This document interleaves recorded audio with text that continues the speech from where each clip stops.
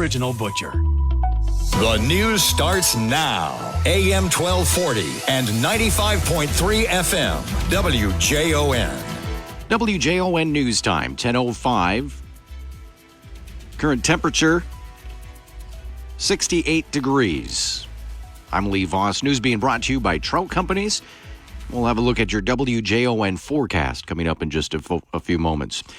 Hennepin County prosecutors are dismissing charges against State Trooper Ryan Londrigan in the fatal shooting of Ricky Cobb II. Londrigan was charged with second-degree murder, assault, and manslaughter for shooting 33-year-old Cobb during a traffic stop last July on I-94 in North Minneapolis.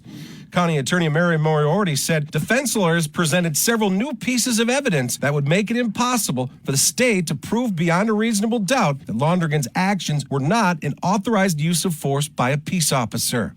She plans to discuss her decision to drop charges at a morning news conference.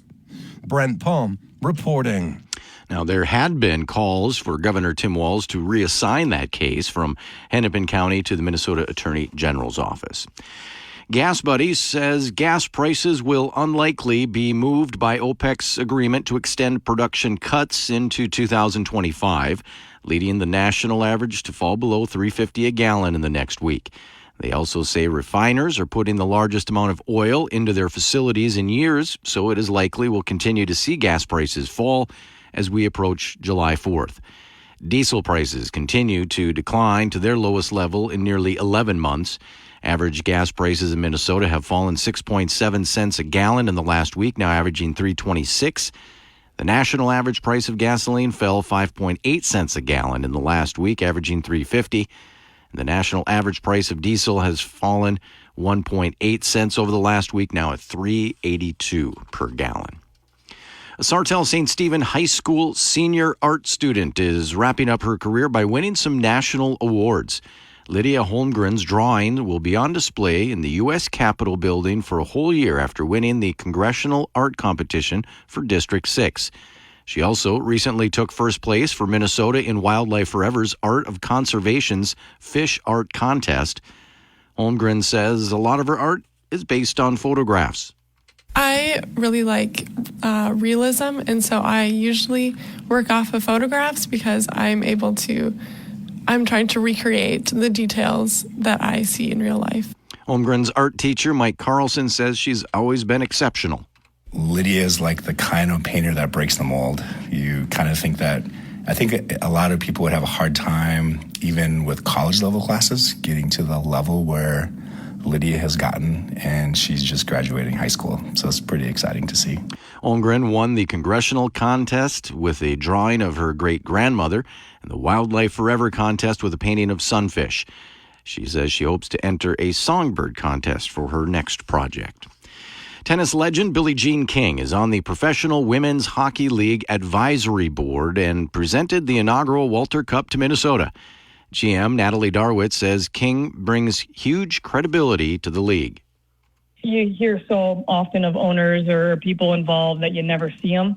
Billie Jean King and Alana Kloss have been present a lot of times. I think they've been to 4 or 5 games that we played in, and their presence is felt, and what they have done for us as a league has been very significant. Minnesota rookie Taylor Heise won the Ilana Kloss Playoff MVP Award. Kloss is King's wife and also a retired pro tennis player. A very large rubber duck is coming to Princeton.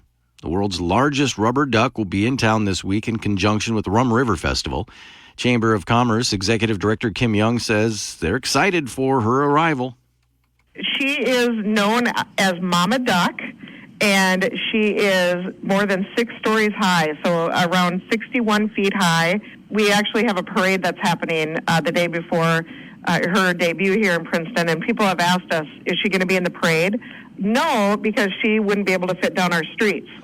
Her 10-foot baby duck, Timmy, often comes along with her.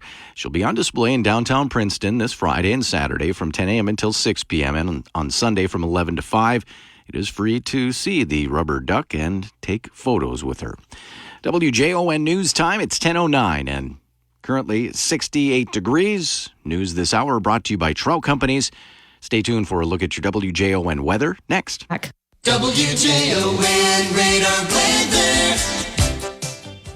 For St. Cloud and Clear Lake, looking at mainly sunny skies this afternoon, and it's going to be a warm one. 80 degrees, winds out of the west at 5 to 10.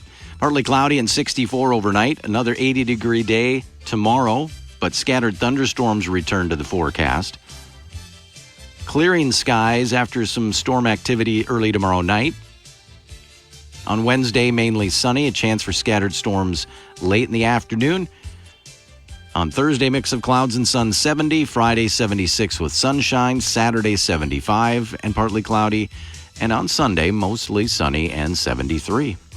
It's 71 degrees now here on the east side of St. Cloud. And for more St. Cloud area news, sports, and weather, check us out on the WJON mobile app. I'm Lee Voss, WJON. All right. Thanks, Lee. We know that our summer reading challenge kicked off today. We're going to be chatting with Breanne Fruth, the Communications and Development Coordinator at the Great River Regional Library, coming up here in just a few minutes. Jason Schomer, comedian, has a show coming up this weekend. We'll be chatting with him at 10:40.